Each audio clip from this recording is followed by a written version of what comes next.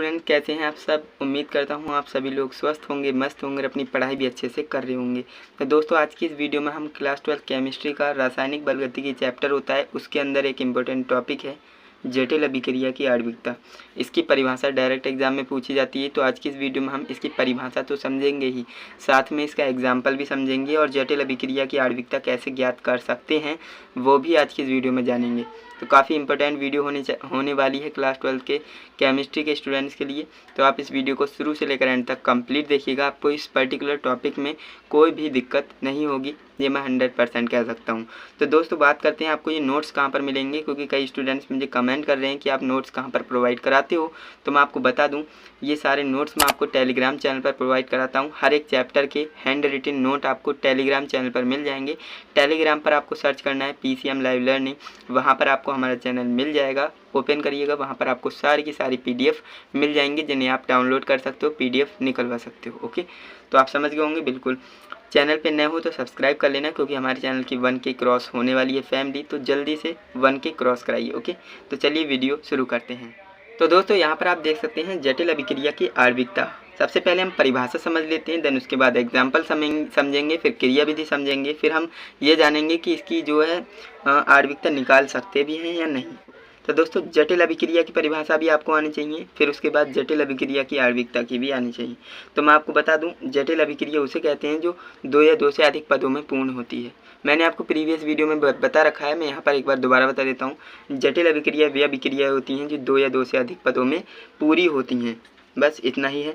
अब यहाँ पर जटिल अभिक्रिया की आणविकता के बारे में जानते हैं। तो देखिए, इसे ज्ञात कैसे करते हैं। सबसे पहले जटिल अभिक्रिया की क्रियाविधि लिख लेते हैं। ओके, ये आपका फर्स्ट पॉइंट होता है।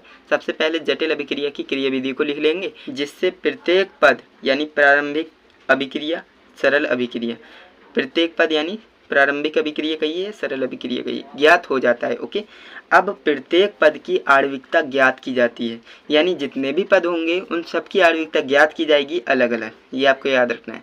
अब यहाँ पर हम एग्जाम्पल समझ लेते हैं, क्योंकि एग्जाम्पल से काफ़ी सारी चीज़ें अच्छे से समझ में आती हैं। तो यहाँ पर आप देखिए एग्जाम्पल क्या होने वाला है। एग्जाम्पल हमने लिया है 4HBr + O2 = 2H2Br + 2H2O।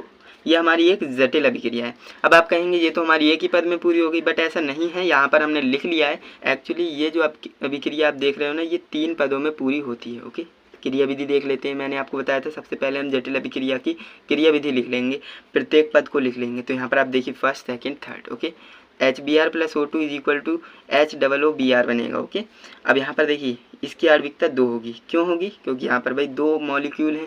मैंने आपको बताया है आणविकता किसे कहते हैं, वो भी मैंने आपको परिभाषा बता रखी है, विद एग्जाम्पल बताइए, बिल्कुल आसान भाषा में बताइए। अब वहीं पर बात करें, कई स्टूडेंट जो है पर्टिकुलर टॉपिक को सर्च करके देखने लगते हैं। ऐसा आपको बिल्कुल भी नहीं करना होता है। मैंने आपको प्लेलिस्ट बनाकर दी है, तो आप प्लेलिस्ट को फॉलो करेंगे तभी आपको अच्छे से चीज़ें समझ में आएंगी। HOOBr + HBr = 2HBrO। इसकी आणविकता क्या होगी? इसकी भी आणविकता 2 होगी। क्यों? क्योंकि यहाँ पर देखिए एक मॉलिक्यूल ये है, एक मॉलिक्यूल ये है, तो 2 मॉलिक्यूल यानी आणविकता 2। अब यहाँ पर आप देखिए थर्ड पार्ट में हम क्या करेंगे, HBrO + HBr = Br2 + H2O। इसकी आणविकता कितनी होगी? तो इसकी आणविकता भी 2 होगी। क्यों होगी?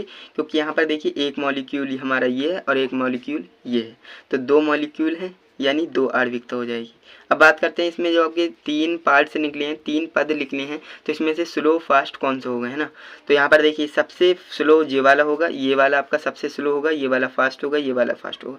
अब ये कैसे कह रहे हैं, तो ये आपको प्रयोगशाला में जाकर ही पता लगता है। तो ये आप समझ लेना कि ये हमारा जो पद है वो स्लो होता है और ये फास्ट होता है। अब इसी पद को हम रेट डिटरमाइनिंग स्टेप कहते हैं। ओके, जिससे कि डायरेक्ट एग्जाम में क्वेश्चन बनते हैं। तो देखिए नोट हमारा क्या कहता है, जटिल अभिक्रिया की कुल आणविकता ज्ञात नहीं की जा सकती। ये आपको याद रखना है, जटिल अभिक्रिया जो होती है उसकी हम कुल आणविकता ज्ञात नहीं कर सकते।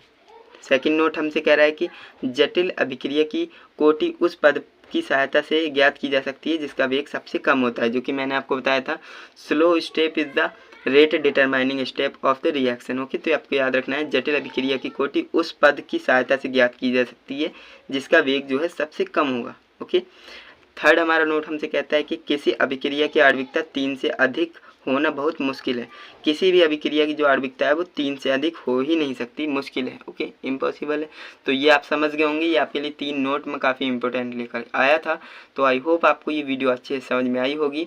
जटिल अभिक्रिया और जटिल अभिक्रिया की आणविकता विद एग्जाम्पल विद लॉजिक मैंने आपको बताया है। अगर आपको वीडियो अच्छी लगी है तो लाइक करके ज़्यादा से ज़्यादा अपने फ्रेंड्स के साथ शेयर ज़रूर से करना। ओके, एंड चैनल पे नए हो तो सब्सक्राइब कर लेना, जिससे आने वाली वीडियोस की नोटिफिकेशन आपसे बिल्कुल भी मिस ना हो सके। तो चलिए दोस्तों, आज के लिए बस इतना ही। हम मिलते हैं किसी नेक्स्ट इंटरेस्टिंग टॉपिक के साथ। तब तक के लिए जय हिंद, वंदे मातरम।